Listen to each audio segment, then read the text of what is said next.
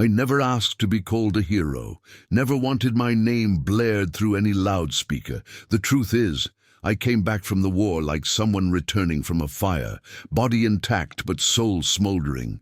Those burns, though, no one sees. When the war ended and the plane touched down on American soil, there were no cheers. Just the sound of the fuselage slowing and an awkward silence within me. I looked out the window and realized the world here had moved on. People got married, had kids, opened shops, played baseball, and me, I had survived. I brought back the smell of sand, the weight of decisions you don't choose to make, and the memory of good men who didn't come back. No one prepared me for peace. They only trained me to fight. So when I returned, I bought a simple house, chose a small town, and started building days that wouldn't remind me of what I'd seen. I never slept deeply again, that's true. But I learned to wake early, walk slowly, and respect the sound of rain. Sometimes I'd sit in the backyard just to listen to the birds, partly because they calmed me, partly because I needed to know the world could still make beautiful sounds. Over time, I became the old man on the corner, the one who greets with a short wave, still pays cash, and speaks little, not out of arrogance but self-preservation. And so I lived, quiet and invisible, thinking that was enough. I never asked for recognition, never sought out those who owed me honor or medals. If there was something I deserved, let it stay buried with time, like my comrades. But time has a strange way of digging inside you, even when everything seems settled. And sometimes, what's buried starts showing signs it doesn't want to stay hidden. It was on an ordinary late afternoon that things began to change, so subtly I didn't notice at first. The kid from the house across the street, Mrs. Keller's grandson, the one who always forgets to put the trash on, the right side, started lingering at my gate. At first he just greeted me, a wave, a good afternoon, sir, and nothing more. But gradually he stayed longer. First, he offered to mow my lawn. I said I didn't need it. Then he showed up with a toolbox, saying he could fix the loose. Gutter, that time I let him. It was strange, someone wanting to do something for me without being asked. Stranger still was the way he looked at me, not with pity or exaggerated admiration. It was like he was trying to understand, and I, who had always kept an invisible wall around my story, began to feel for the first time in a long while that maybe someone was willing to listen without judging. One of those afternoons, he asked, with the innocence of someone who hasn't yet learned that some questions carry entire worlds. Did you really serve in the war? I don't remember. Answering right away. I looked at him, and for a moment I saw in that kid's eyes something beyond curiosity. It was a hunger for truth, a thirst to know what lies behind names in books, dates on plaques, black and white photos. So I said simply, yes. I didn't explain, didn't say where or for how long. But he nodded, as if that single word was enough to open a door. After that day, the questions came more spaced out, lighter, sometimes about the boots, sometimes about the silences. He never pushed, and because of that, I started to answer. Slowly, like someone using a leg that's been immobile for too long. I spoke of names I couldn't forget. Of a night I thought I wouldn't see the sunrise, of a gesture I saved, and another I couldn't.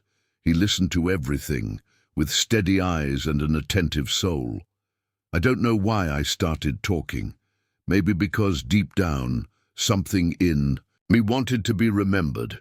Not for the deeds, but for the choices. Because I was never a hero.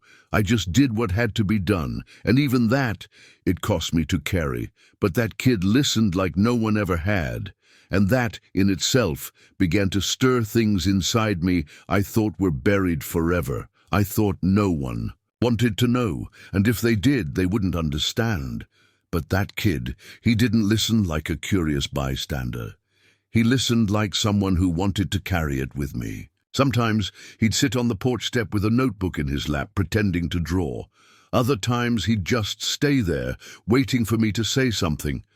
And I did, without haste, like someone pouring water from an overfull glass. Drop by drop, I spoke of a man named Barnes who took a bullet where I should have been. I told him about the letter I delivered to his mother, even though I didn't know what to say. I spoke of a night I did something I never told anyone, something that saved 3 men but took my peace for years. He didn't interrupt, not with an "I'm sorry" or a "that was brave." And that, strange as it sounds, comforted me, because some stories don't need answers. They just need space to exist. It was on one of those quiet afternoons, after I'd spoken too much and gone silent for long minutes, that he said something that caught me off guard. "You should have a medal." I laughed, not with mockery, but with the kind of laugh that comes from someone used to expecting nothing. Medals went to those with pretty stories, kid. Mine weren't pretty, but he got serious. But they were true, and that should count for something. I didn't respond. I stared at the ground, feeling that old weight climb up my back, like a coat I knew well. That night, I dreamed of the desert again, but for the first time in a long while, I didn't wake with my heart racing. I woke with a strange sense that someone, somewhere, was trying to tell my story, better than I ever could. What I didn't know, back when I started letting the words spill, was that he, the kid, was listening with more than his ears. He was listening with his heart, and with his notebook. He started coming back more, often, but speaking less. And when he did speak, he asked pointed, careful questions, like someone who'd been researching on his own. Sometimes he'd show up with a folded sheet, an old note, the name of someone he said he'd read about in a declassified report. I didn't know where it all came from, but I could see the effort. "You mentioned a man named Reeds. He shows up in a Delta squad action. Were you part of that?" he'd ask, voice low, as if afraid he was unearthing something sacred, and I'd nod. "Yes, Reeds was there, died protecting our rear. 3 of us got out alive because of him, and I never knew if anyone had recognized him for it." The kid, who I now knew was named Nathan, started looking at me with a different kind of resolve. Not like he was idolizing me, but like he knew he was standing before someone who'd kept what the world forgot. I didn't ask much, didn't want to know what he was doing with that information. I figured it was just curiosity, maybe for a school project or a college paper. And honestly, if it helped him, I didn't care. But what I never expected, what never crossed my mind, was that someone, after all these years, was trying to remember me, for real. Meanwhile, my routine went on as always. I swept the sidewalk, sat in the porch chair, made my coffee the same way. But there was something new, something I didn't yet know how to name. It was like the air around me was changing density, like time, so used to leaving me forgotten, was turning its eyes toward me. And I didn't know if that scared or relieved me. I just felt that for the first time in a long while, something was coming. And maybe, even without understanding, I was ready. I started noticing changes before I even understood what was happening. Some neighbors began greeting me with a different look, not the usual automatic wave, a steadier, longer gaze. Even the grocer, who always called me Mr. J, now called me Sarge, something I hadn't heard in over 30 years. I found it odd, but let it pass. Kept living as always, black coffee, slow steps, eyes attuned to what no one else sees. But something had shifted, and it didn't take long to find out why. Nathan showed up one afternoon, eyes shining, hands trembling. Slightly, he carried a folder, one of those you see in old offices. He sat across from me and handed it over without a word. When I opened it, I saw papers with stamps, familiar names, dates I thought no one remembered, mission reports, statements, citations, and among them, my name. Not as a footnote, but as a key figure in an action that, as far as I knew, had been buried without glory or record. He spoke softly, as if asking permission to reveal what he'd been holding back. One of the men in your platoon wrote a medal recommendation. It was never processed, got lost in the archives, until now. I stayed silent for a long time. I looked at the papers but didn't really read them. My mind was far away, very far. I saw the sand again, the muffled screams, the face of the soldier who bled out in my arms while I dragged another by the shoulder, swearing to God that if even one of us got out alive, I'd find a way to honor those who stayed. But I never could, because surviving was hard enough. And now, decades later, a kid who could be my grandson was sitting there, handing me back something I'd given up on expecting. I sent the documents to the commission, he said. They responded, said they'll review it. It might take time, but they're taking it seriously. I looked at him like someone seeing the impossible, not because I doubted the truth, but because I never believed it would be heard. "Why are you doing this, Nathan?" I asked. He took a deep breath. "Because I think someone had to, because you didn't ask for it, and because that's exactly why you deserve it even more." I didn't know what to say. I just closed the folder slowly, and inside I felt something I'd never felt quite like this. Not pride, not vindication, but a kind of peace that comes when someone at last says, "I see you." The letter came on a grey morning, one of those mornings when everything feels like any other, when the world promises nothing. It was tucked among bills and flyers I usually toss straight into the trash. The envelope was plain, but it had an official seal. When I opened it, my hands were already shaking, not from age, but from something older than any joint pain, memory returning. I read the text once, twice, trying to absorb the words. It was a formal notice. They said that, after reviewing the records and attached testimonies, my name had been approved to receive the medal that, according to them, should have been awarded decades ago. They spoke of bravery, of initiative, of sacrifice, but all I could feel deep down was a silent void.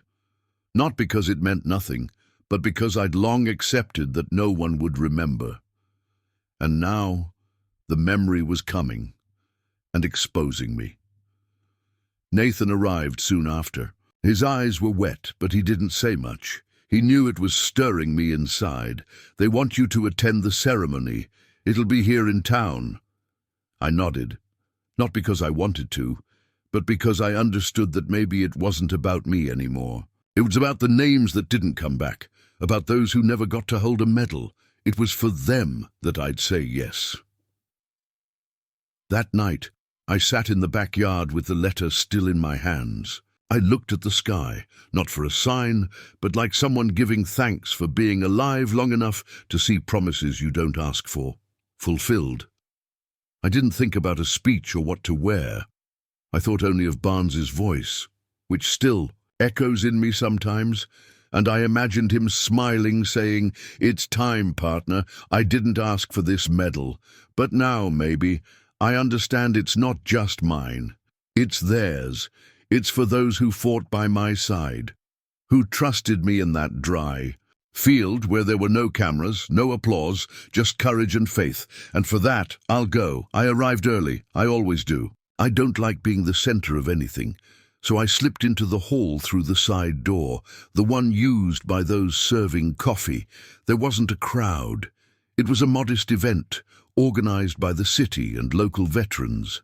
Still, the hall was full of familiar faces, neighbors, shopkeepers, young folks in crisp uniforms, with eyes gleaming with a kind of patriotism I'm not sure I understand anymore. I sat quietly in the row they pointed me to, watching everything like someone seeing an old movie that's suddenly about themselves. When my name was called, the sounds around me faded for a few seconds. People stood, they clapped, and I, with slow steps, stood too. my legs steady, my chest upright, not from pride but from respect for the names that weren't there. Each step carried the weight of what I'd lived, and inside I prayed my voice wouldn't falter if they asked me to speak. But they didn't. They spoke for me. A retired colonel read the mission's history, mentioned the evacuation, the rescue, the quick decision that saved lives. Said the recommendation got lost in bureaucratic limbo, but that bravery has no expiration date. Those words echoed in me. Bravery. I never saw myself that way. I always thought I just did what anyone would have done. But there, hearing that, holding that gleaming medal, something in me broke slowly, like an old pain leaving, making room to breathe better. They clapped again. I just nodded. I looked at the medal, but not like someone basking in glory. I looked at it like someone holding a symbol that means far more than their own story. I saw the faces that didn't come back, the voices that still wake me, the names I repeat in silence every time I close my eyes. That medal, it was ours, and even if it took too long, it arrived. And with it, the certainty that, even in silence, someone saw. In the days that followed, my house stopped being so quiet. Letters started arriving, some signed by names I didn't recognize, others by soldiers I swore had forgotten my face. One wrote in shaky handwriting, "You pulled me by the vest straps when I'd already given up." I read that more than once, not for vanity, but because it's hard to believe someone carried that memory in silence, just like I carried his. There was also a woman who came to my gate with red eyes and an old photo. "This was my brother. You served with him. Thank you for bringing him back, even if only in words." I didn't know what to say. I just held the photo with both hands and did what I always do when I can't respond, nodded. With my chin, my eyes, my soul. Nathan, as always, came by almost every day. But now, he didn't ask questions. He just sat, sometimes with a new newspaper clipping under his arm, other times with that same worn notebook full of creases, as if each page held a fragment of what we'd built together without knowing. One day he said, "You should talk more about this," and for the first time I didn't answer with silence. "If I tell it, will you promise to listen like you've listened so far, without rushing, without trying to fix what can't be fixed?" He looked at me and said simply, "I promise." So I started, telling the parts that hurt less, the ones that had already scarred over. Then I went deeper. I spoke of Reeds, of Barnes. Of that day, I held a gun in one hand and my wounded shoulder with the other, and still managed to pull 2 men out of crossfire. He listened with wet eyes and a steady frame. And I, for the first time, heard myself too. It was strange to hear my own voice say things that for so long were just fleeting images in my mind, but there was a freedom in it. Not the freedom of shedding a burden, but of sharing. Of, at last, not carrying it all alone. That medal was still in its wooden box on the shelf. I'd look at it sometimes, not with pride, but with gratitude, because it didn't make me more than I was. It reminded me that what I lived mattered not for the recognition, but because someone back there stayed alive. And that alone would have been reason enough. One Sunday morning I called Nathan to come inside. For the first time in all those months, he crossed my doorstep. I saw the way he looked around, like someone entering a place where something important had been kept for a long time. On the living room table, I left the wooden box open. The medal gleamed under the sunlight streaming through the window. He looked at it, then at me, confused. "Are you going to display it?" he asked. I shook my head. "No, I'm giving it to you." He stepped back. "But it's yours." I took a deep breath, looked into his eyes with resolve, but with a tenderness I didn't know I still had. "You saw me when no one else did. You heard what no one dared to ask. You carried this story like it was yours, even without living a single day of war. This medal was never about me, Nathan. It was about what we do when no one's watching, about the choices we make on the worst day of our lives that still have to be made. It stands for those who didn't come back, who didn't have time to tell anything, and now it needs to keep existing in the hands of someone who understands what it carries. He tried to refuse, said it was too much honor that he didn't know what to do with it, but I insisted with the same tone a commander uses to give an order, only this time with my heart at peace. This medal isn't an end, it's a reminder that even silences deserve to be remembered, that those who come back don't always come back whole, and that memory is the only thing we can keep alive when everything else is gone. He took it with both hands, didn't say anything, but his eyes said everything, and there in that moment I felt something I'd never felt before. Rest. Not the rest of the body, but of the soul. Like after all these years I could finally lower my guard, not because the world recognized me, but because I was no longer alone in carrying what I lived. He never sought recognition, never spoke loudly about what he did. But when memory found space to bloom, he knew silence didn't have to be his only legacy. The medal came late, but it came at the right time, not to crown a hero, but to honor a man who chose to do what was right, even if no one saw. And by passing it to someone younger, he didn't let go of his story. He planted it, so future generations would know there are heroes who never asked for applause, but they deserve to be remembered with all the dignity in the world.